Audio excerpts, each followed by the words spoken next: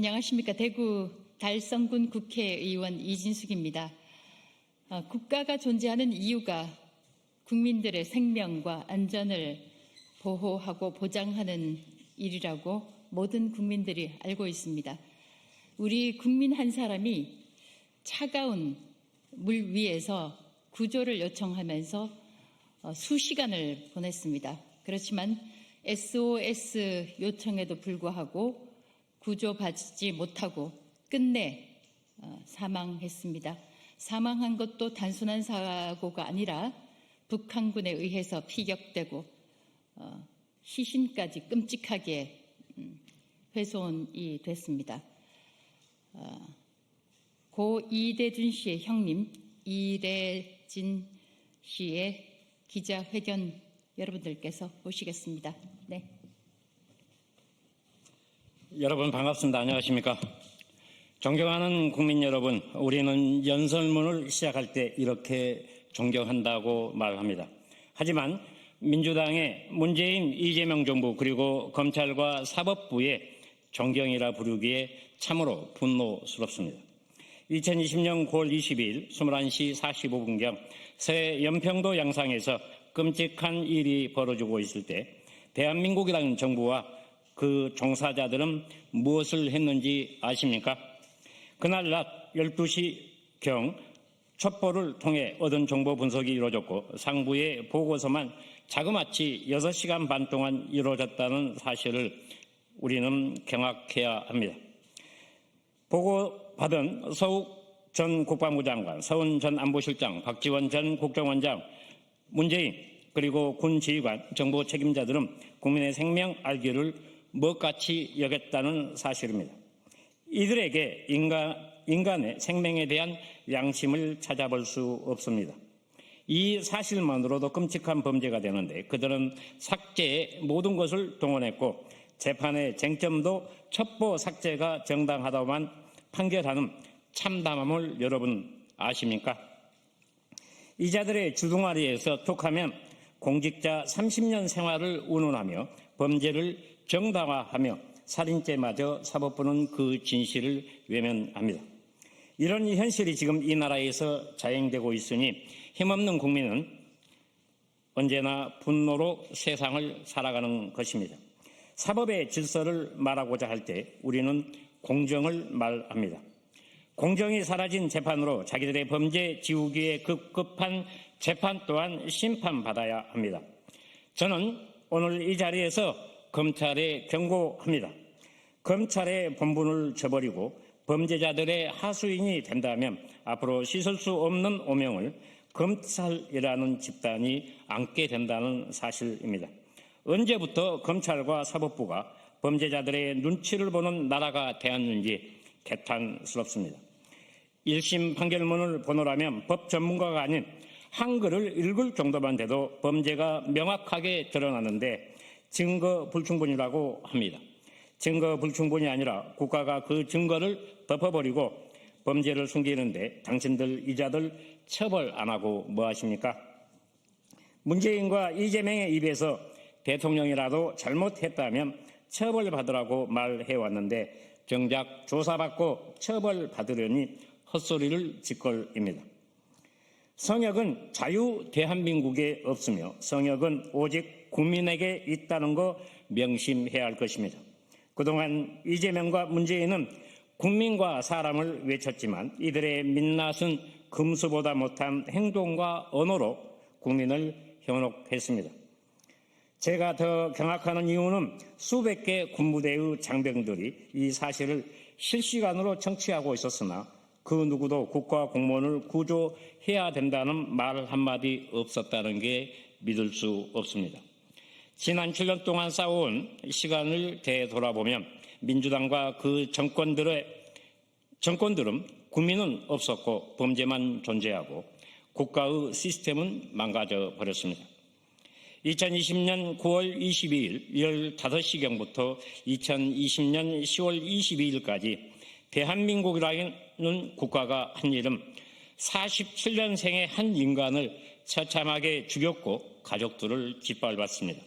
그는 첩보 보고서만 날렸고 해경은 조작 수사 발표를 일삼았고 정부는 조작에 앞장섰고 국가는 외면했습니다.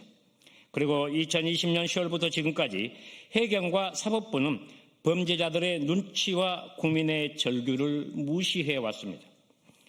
지금 수많은 국민은 이게 나라냐고 말합니다. 이재명에게 묻습니다.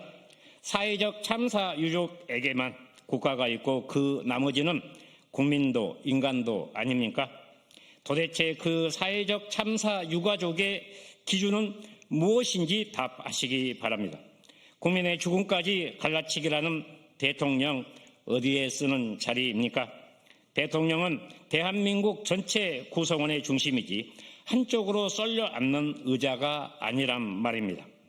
국민의 절규에 예면한 대한민국이라면, 대통령이라면 이제 저는 국제사회에 호소할 것입니다. 해수부 공무원 북한 피격 사건은 7년 전 국가가 외면한 끔찍한 살인 사건이었고 지금도 끝나지 않은 중범죄 사건이라고 말입니다. 앞으로 저는 국제형사재판소 국제해사기구에 제소하여 진실을 호소하려 합니다. 잘못된 민주당과 정권을 심판할 것입니다. 저는 이 자리에서 강력히 촉구합니다. 대한민국 사법부의 만행까지도 국제사회에 판단받아야 하는 무능한 국가인지 묻습니다. 검찰과 재판부는 서해 피격 사건을 처음부터 다시 조사하고 관련자 전원을 심판해 주시기 바랍니다. 그 조사는 민주당이 아닌 국민의힘이 해야 합니다. 저는 오늘 이 자리에서 가슴 아픈 사연을 말하고자 합니다. 정확히 4년 전 당시 조카는 초등학교 3학년이었고 아비의 약속을 철석같이 믿고 아빠를 기다렸습니다. 금방 온다는 아빠는 오지도 않았고 기다리다 울다 지쳤을 때 장례식에 데리고 가야 해서 아빠의 죽음을 알려줬다고 합니다. 저는 이 사실을 2022년 9월 미국의 오토 온비어 가족 면담과 아시아 원연맹 총회에 다녀오고 난 직후 동생 장례식을 준비했습니다. 여동생으로부터 이 내용을 전해 듣고 미치는 줄 알았습니다. 그 어린 것이 엄마 지금이라도 말해줘서 고마워. 이제는 받아들일게. 아빠를 기다렸는데 라고 말했답니다. 그때 당시 저는 이 소리를 듣고 어찌해야 할지 몰랐습니다. 그때 당시 심정은 참으로 가슴이 미어졌습니다. 여러분 어찌해야 할지 모르겠습니다. 제 아비가 영상통화로 곧 내 생일이니 선물 사서 갖고마 했다는 그 말을 3년을 기다리며 베개가 젖을 정도로 울면서 기다렸는데 3년 밤낮을 행해나 선물 사서 돌아올까 기다려왔는데 아빠의 죽음 소식을 전해주니 그 어린 마음은 포기를 그렇게 했다고 합니다. 어쩌면 포기가 아닌 기다림을 놓은 것입니다. 이런 애틋한 부녀지간을 저 금수먼도 못한 자들이 얼북이라 조작하는 만행을 저질러 버립니다. 국민 여러분, 여러분께도 이런 일이 있다면 어떻게 하시렵니까? 큰아빠로서 너무도 미안합니다. 살아갈 그 흔적들에 저는 미치겠습니다. 지금 민주당 2개의 정권 하에서 자행되고 지금도 진행형으로 가슴을 찢는 일들이 벌어지고 있습니다. 우리는 진짜 대한민국을 원합니다. 저들은 툭하면 누구 보유국이라고 씨부리는데 정말 기가 찹니다. 정확한 표현은 대한민국 국민 보유국이란 말입니다.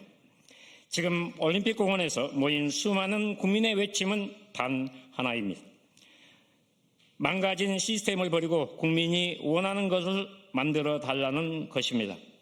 검찰은 오늘 즉각 3심의 판단으로 넘기고 3심은 편향된 재판부가 아닌 공정한 사법 시스템을 국민 앞에 보여줘야 합니다. 범죄자들의 눈치를 보는 검찰 사법부는 필요 없습니다. 국민은 대한민국이며 대한민국은 국민 앞에 당당히 응답하고 잘못했다면 심판받는 것입니다. 감사합니다.